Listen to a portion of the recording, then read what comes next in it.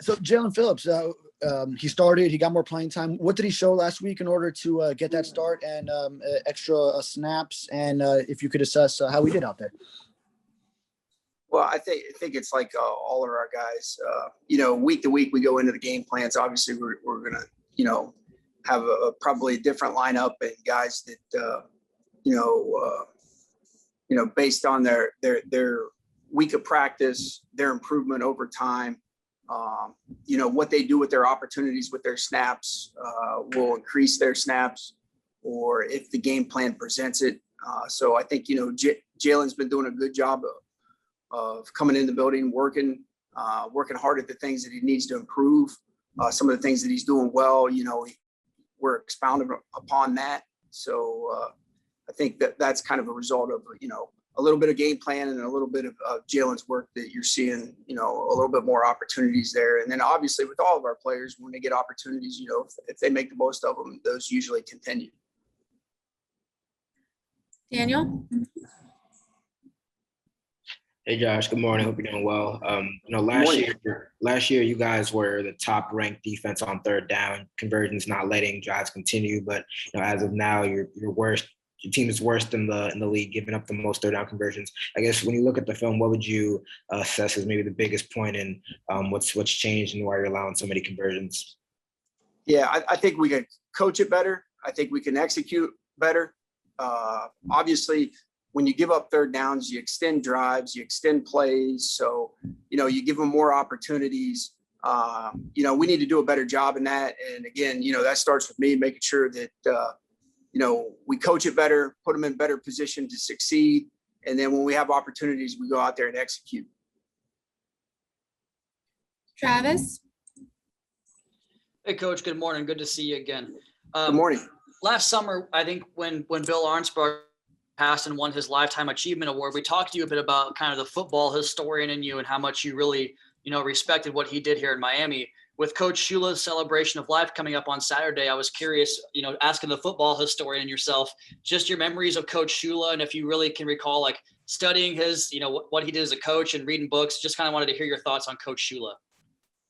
Well, it's kind of interesting, my introduction to Coach Shula. It really started with my sister, who's 2 years younger than me. She shares the same birthday as Coach Shula, who was born on January 4th, 1930. My sister was obviously born a little bit later, January 4th, 1979. So she actually grew up a Dolphins fan, and because she shared the same birthday with Don Shula. So when we were kids, obviously you guys have heard me talk before. My father, he's a high school football and baseball coach and has been coaching football for over 40 years. I had a Ken Anderson poster on my door, and my sister had a Bob Greasy poster on her door. And it just so happened, growing up in Ohio, Don Shula was an Ohio guy. Went to Harvey High School in Painesville, which is just a suburb of Cleveland. He went to John Carroll University, which was in the same conference as Muskingum College, where I went to school. And so, every time that we traveled to John Carroll, you'd see, the Don Shula athletic facility there at John Carroll. And then I think, the historian part of me really loves Coach Shula's story because obviously he was drafted in the 9th round by the Cleveland Browns. He played halfback at John Carroll. And then Paul Brown ended up moving him to defensive back.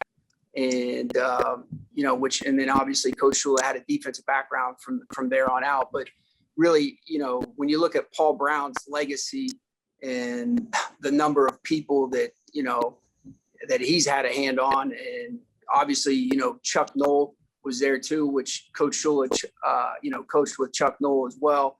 And, those are two Hall of Fame coaches. And interestingly, Coach Shula was inducted into the Pro Football Hall of Fame in 1997. That's the same year my sister graduated. So, there was a little bit of characteristics there. And then I would just say, Coach Shula's ability to maintain, winning seasons. I believe in his coaching career, he only had two losing seasons. And I know he was very successful with the Colts. He was very successful here in Miami. And then obviously he really spent Even when he was done coaching, he spent, about 50 years in the Miami organization. So I think it's awesome that they would celebrate his life and his legacy to pro football, his legacy to the Miami Dolphins. And obviously there's not enough good things that you could say about him.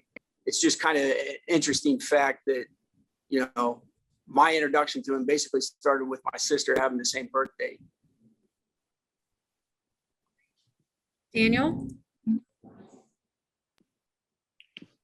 I was wanting to also ask, Noah was active for the first time this past game. Obviously, he didn't play any defensive snaps, but what have you seen from him in practice? And I guess what's the plan for him? Obviously, he's a former first round pick. I know he kind of had some ups and downs, but is there kind of a plan for him, whether you want to see him on the outside, on the boundary, in the slot?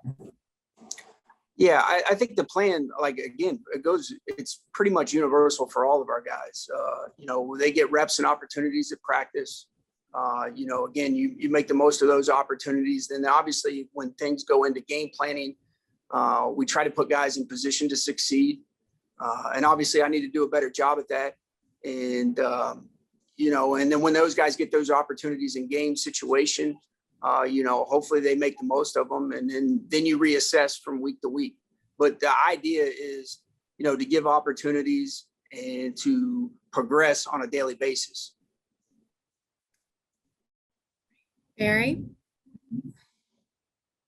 Hi, Josh. I know you go into a lab every week in determining allocation of playing time based on who's practicing well, based on matchups, and all sorts of factors you've talked about. I guess one big difference from a year ago, speaking of the secondary specifically, last year you had two safeties who played either every snap or most snaps with McCain and Rowe.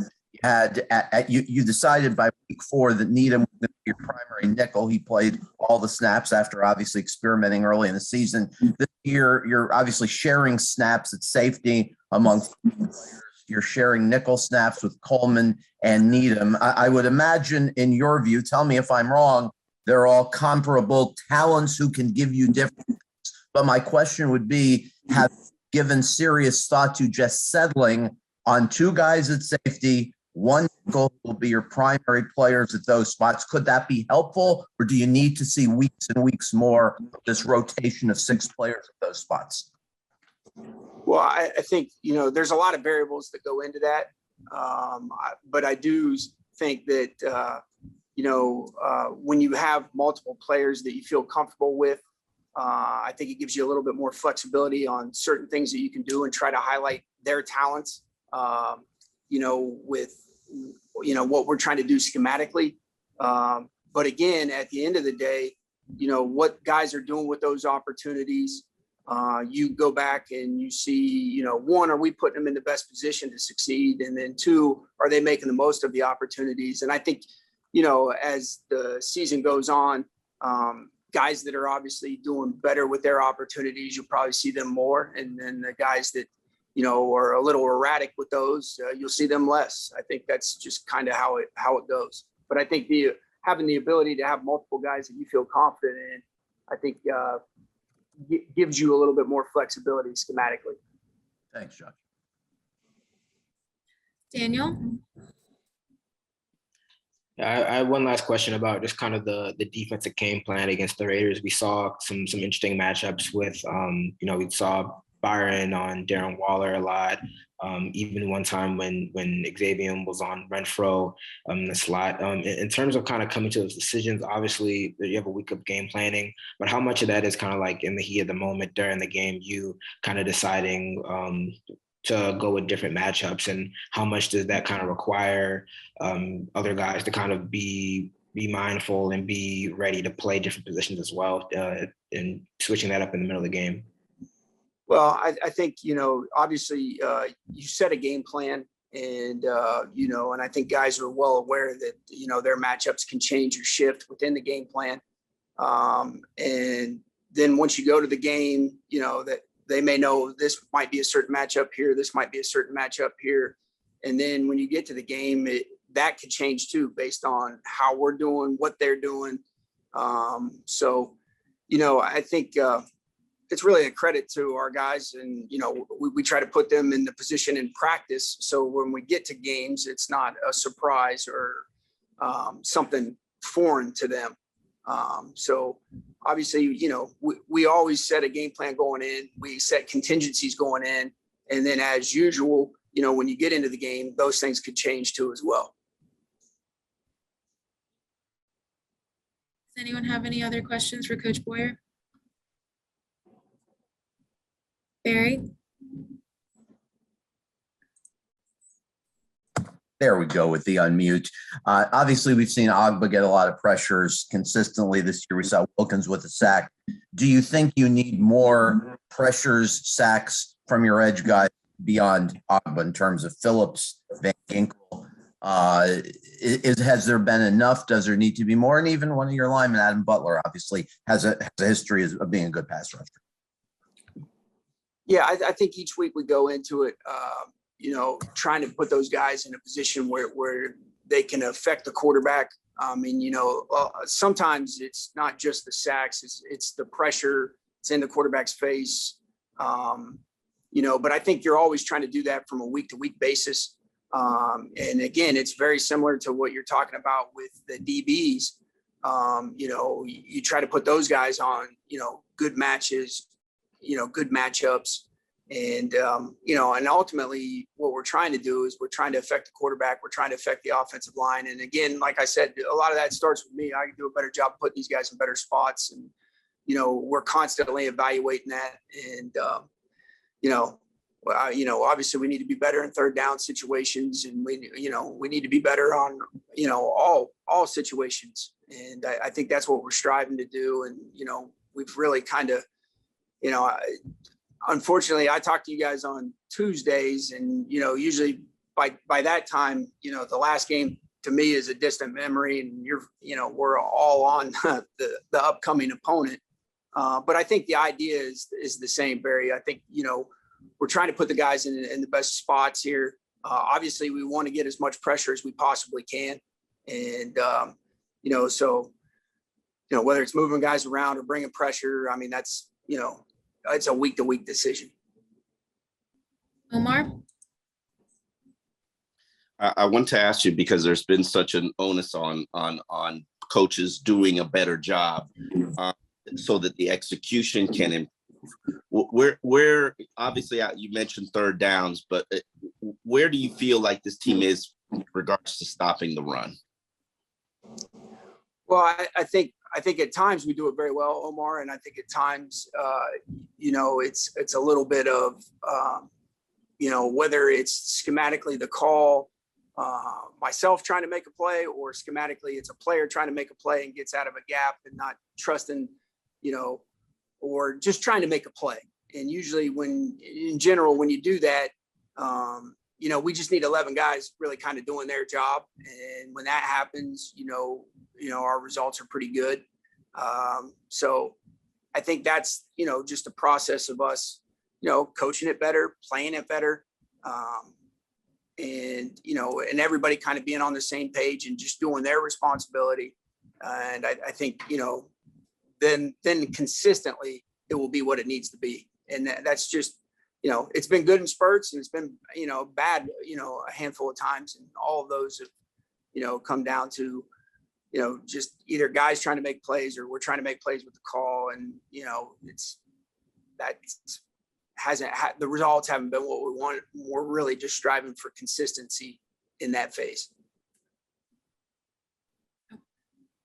Omar, I'm sorry, Omar. All right. Do last question, Omar. You guys had so much success with guys buying in last year in terms of playing team ball, and you clearly saw the benefits of it. I know this is a new team with new personnel, but you got so much carryover. How do they not buy in again? Oh, I don't think it's a matter of them not buying in. I think their intentions are good. And, I think it's just a matter of us, again, to your first question, really coaching the fundamentals, coaching the techniques, and getting the guys to do it at a more consistent basis. And I think when everybody understands that and does that, the results will be better. So I don't think it's like guys aren't buying in or they're not trying to do what we're asking them to do. They're trying to do more. And that's, sometimes when you try to do more, it yields less results. So, we got great group of guys. They work hard. They do what we ask them to do. We just got to get it coached, consistently better.